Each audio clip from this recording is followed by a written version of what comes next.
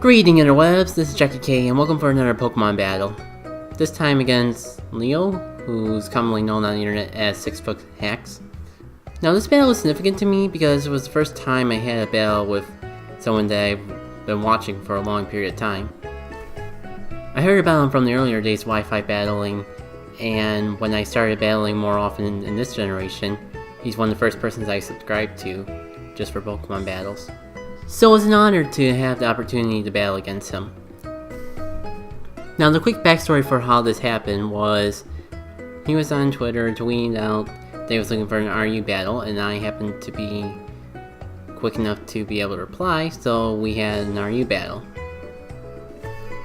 If you couldn't tell, I was pretty excited to have this battle. My heart was even pounding a bit, just the fact that he was able to battle me.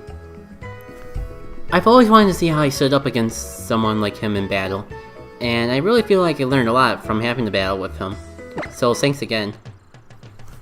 Leading off here, I am going to be leading off with good old Diddy Pro, my Ambipom, and my opponent is going to be leading off with the Tangrowth. And as you're going to see, Tangrowth is very bulky. So I guess my initial plan was to try to weaken his defenses as much as I could, so Aerial Ace could work in actually doing some damage to it, because that Fake Out barely did anything, Double Hit's not doing anything more, so I thought I was going to be smart here and go for the Rock Smash. I recently just put the move on to see if it was worth it, and I had to look it up, but during this battle I realized that Rock Smash is not 100% likely to lower defenses, so that kinda kills a big reason to use it. But still, getting the -1 in defense is going to be very helpful for me. And while the Tangrowth continues to wall all my hits, this is where I discovered that the Rock Smash doesn't do the defense lowering all the time, and I take a pretty devastating amount of damage right off the bat. I really wanted to keep Diddy Pro for later, so at this point I'm going to swap out Diddy Pro. Having the Fake Out always seems like a good idea for me. Priority is always good to have for situations later on in the battle when Pokemon are running low on health. Also, I did see a couple Pokemon on his team that I felt Diddy Pro would be able to handle pretty well. So I bring in Fuse because if he wants to go for Giga Drain, that's fine. He goes for the Hidden Power, but thankfully that doesn't do a lot to my Flareon. The second reason I'm not worried is because I am confident that after a defense drop, a Flare Blitz would be more than enough to take out this Tangrowth from full health. Pretty bold statement, but it pays off for me. Of course, that's still going to be a nasty amount of recoil damage I take, but in my head, Flareon seems like it would be able to be used well later on in the battle. What I failed to take into account is how fast my Flareon actually was. For some reason I thought it would be faster than a Zoroark, so instead of going for a Quick Attack, I go for another Flare Blitz to go out in style. But alas, it doesn't pay off. So next I bring in my Yanmega because it has the best offensive capabilities against a Zoroark. While the damage I take isn't going to be pleasant, I will be able to survive the hit and will be able to take out the Zoroark with a simple Bug Buzz, so that works out. And I don't even need my Life Orb for that, which kind of works for me because I would be able to do more damage overall without the Life Orb because of how low of health that knockoff left me with. And now the Lantern comes out, and I should have gone for the Bug Buzz, but in my head, I was thinking that Tinted Lens would make the not very effectiveness not matter, and if I got a flinch, that would work out for me. I don't get the flinch, and I probably could have gotten more damage off if I did the Bug Buzz. Oh well, that was the consequence of the choice I made. With that knockout though, he's pretty much got a free switch into the Venomoth, and I decided to go in the Miz because in my head I was thinking, hey, my strategy is mostly going to sleep anyways, and Shed Skin will wake me up. Ironically enough, this Venomoth is a perfect counter to my Dragonair. That, or I'm just woken up to how silly of a strategy this Eviolite Dragonair is. Guess the whole story of it is that I really want to make Dragonair useful because I'm not a fan of Dragonite. So in my head, making it a wall was a good idea. But because of this battle, I'll probably be leaving it out of battles from now on. As you saw, this Venomoth keeps putting me to sleep, and when Shed Skin does wake me up, it's too late, and I can't pull off a move before the Venomoth puts me to sleep again.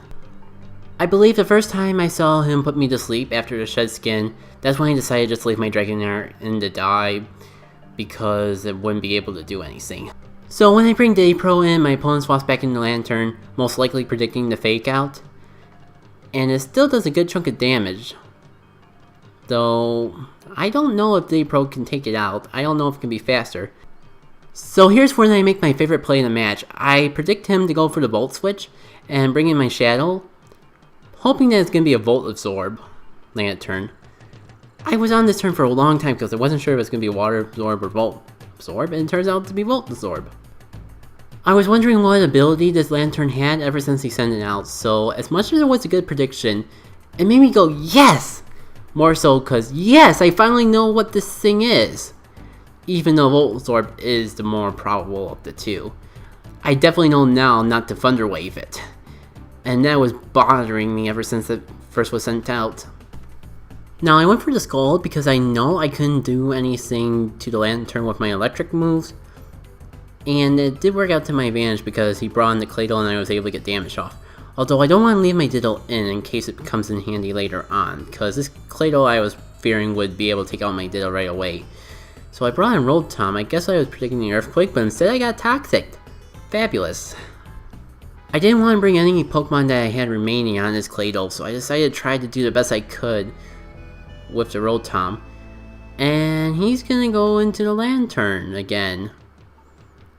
So I decided to go for Hidden Power to do damage to the Claydol, but of course it's Hidden Power Ice, so it wouldn't do anything. I know it seems odd, but I don't trust the accuracy of Blizzard. And I had Hidden Power Ice on this Rotom, so I decided to give it Hidden Power Ice. While it might have been tempting to swap back into that Diddle, he knows that I could have done that play now, that I've done it once, so I didn't want to become predictable. So I stay in, trying to do as much damage to this Lantern with my Hex, because I can't do an electric move to it. And this Rotom set is Electro Ball, Thunder Wave, Hex, and Hidden Power Ice. So while there wasn't much this Rotom could have done, I didn't want to risk losing my Diddle through swapping it in. After all, even if I did swap it in on a proper electric move, he would have gone back into the Claydol anyways, and we would rinse and repeat ourselves. So basically just Death Fodder at this point, while doing as much damage as I can to cancel out the leftover recovery he might get from all the turns it takes to defeat me. So I believe my Rotom's going to go down to the toxic damage this turn. So it's unfortunate because my opponent's able to get the recovery from the leftovers without me doing any damage in return. The best play I have at this point in the battle is going to Diddy Pro and hoping I can do a good chunk of damage with Fake Out, which I am thankfully able to do. And I do decide to follow that up with Rock Smash on the off chance that he does decide to switch for whatever reason. I could get the defense drop on whatever comes in, but he stays in, so I take out the Lantern, and it goes down. Unfortunately, Diddy Pro won't be able to handle Pumbaa, Mr. Pig, and all of Mr. Pig's fury. Yes, definitely not going to survive that superpower. And this actually sucks more for me than it does for him with that defense drop, because guess what? I gotta send in my Diddle on that because it's the last Pokemon I have at this point. So I'm gonna be transforming into a Pokemon with -1/-1. First time that having defense drop worked against me. He's gonna be free to swap into the Claydol and Earthquake me the next turn. I can go over that superpower, because for some reason I didn't think he would swap out, despite the fact he had the drop and he had no reason to swap out. So I'm going to be even worse shape than if I'd just gone for the Flare Blitz. But it still won't matter, because even though I can Flare Blitz and it'll do a surprising amount of damage for how much my attack's been lowered, I'm still going to be taken out by the Earthquake, and it's going to be game, set, and match. And to be fair, I'm pretty sure I knew I was going to lose. Maybe after Dragonair fainted. Definitely before halfway through the battle, so at that point it was just a matter of doing my very best to put up as good of a battle as I possibly could. Because he took his time to battle me, so I wanted to give him the best battle I possibly could. So I'd like to thank Leo again for the fun battle and the great learning experience that came from it. Even though it might not have been as interesting on his end just because of how much I suck in comparison. If you've taken an interest to Pokemon Battle from watching my videos, I would highly recommend checking out his channel. A lot of you guys who were into Pokemon Battles already might already know him though, but on the off chance that you don't. I feel like I've learned a lot through watching his and other Pokemon Battlers videos, so you probably have a lot more to learn from watching him than you do from me. He does a good job with his commentary as well. If you enjoyed this video though, be sure to like it. Feel free to comment below. I will take any constructive criticism. And if for some reason you feel my commentary would be entertaining, check out my channel. Pokemon Battling may not be my main thing like it is for him, but I am happy with them overall. Some of them are as informational as I could possibly get them. Other times they're more laid back and fun.